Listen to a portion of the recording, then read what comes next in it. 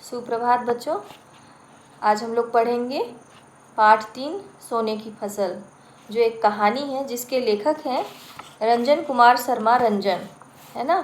तो इस कहानी के माध्यम से लेखक हमसे यह बताना चाहता है कि चतुर व्यक्ति जो होता है, चालाक व्यक्ति जो होता है, वह कठिन से कठिन परिस्थितियों में भी कैसे विजय पाता है ना।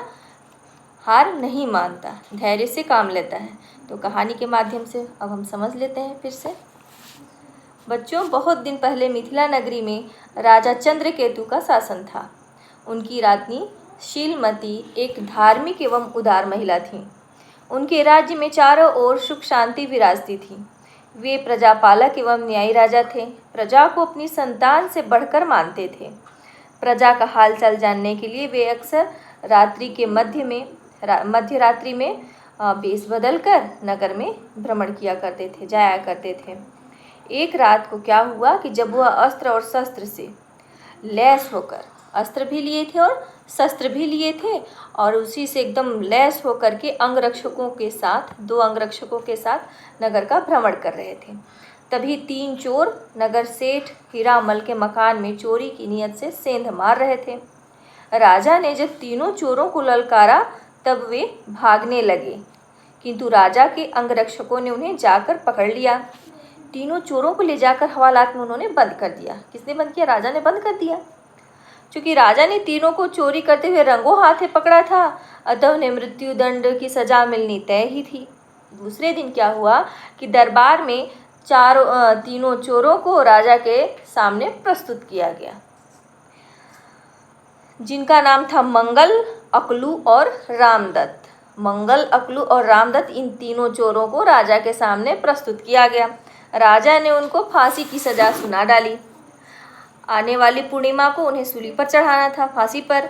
राजा के सैनिकों ने उसे पूर्णिमा तक के लिए कारागार में डाल दिया कि जब तक पूर्णिमा नहीं आती तब तक से हम इसे कारागार में डाल देते हैं।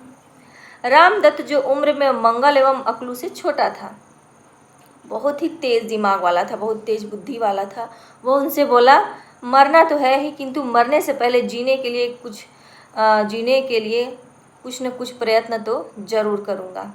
परंतु अकलू एवं मंगल को अपने बचने की कोई उम्मीद ही नहीं थी। उन्हें लगता था कि अब मौत आनी ही है, बचने की कोई उम्मीद उन्हें नहीं थी। उन्होंने सारी उम्मीद खो चुकी थी। आखिरकार पूर्णिमा का दिन आ ही गया। बारी बारी से वध स्थान ले जा करके जहाँ पर सूली पर चढ़ाना था वहाँ मंगल एवं अकलू को फांसी दे दी गई। जब रामदत्त की बारी आई तब वह राजा के सैनिकों से बोला, सरकार थोड़ा रुकिए, मरने से पहले मेरी अंतिम इच्छा है कि मैं अपने न्याय प्रिय एवं उदार हृदय महाराज का दर्शन करूं। राज सैनिकों ने उसकी फरियाद राजा तक पहुंचा दी। राजा बोले, ठीक है, उसे मेरे सामने उपस्थित करो। जब रामदत्त को दरबार में राजा के पास ले जाया गया तब वह राजा से बोला, हुजूर, मैं सोने की खेती करने की कला जानता हूँ। मेरे मरने के बाद यह कला सदा के लिए समाप्त हो जाएगी, अतः मैं फांसी चढ़ने से पहले आपको सोने की फसल उगाने की विधि बता देना चाहता हूँ। राजा ने उसकी फांसी स्थगित कर दी, कैंसिल कर दी, तथा प्रधानमंत्री को आदेश दिया कि रामदत्त जो कहे उस पर अमल किया जाए। रामदत्त ने राजमहल के प्रांगण में जमीन का एक चौकोर टुकड़ा चुन लिया। उस टुकड़े को 9 दिनों तक 9 ब्राह्मणों के द्वारा सोने के हल से जोता गया। किसके हल से? सोने के हल से, लोहे के हल से नहीं। फिर सैकड़ों कुंवारी कन्याओं द्वारा क्या किया गया? स्वर्ण कलश में, सोने के घड़े में, कलश होता है ना घड़े की तरह, उसी में गंगा जल भरकर उसे सींचा गया। राज जौहरी को आदेश दिया गया कि वह सोने के छोटे छोटे टुकड़ों को बीज का शक्ल देकर तैयार करे। जिस तरह से बीज होता है ना किसी चीज़ का, तो छोटे छोटे सोने के टुकड़े से उसको बनाया जाए। इस प्रकार सारी तैयारी कर ली गई। अब राज्य के प्रधान पुरोहित से शुभ मुहूर्त निकलवाया गया। उस दिन राज्य के दूर दराज के इलाकों एवं नगर से नागरिकों की भीड़ राजमहल में एकत्र हुई देखने के लिए।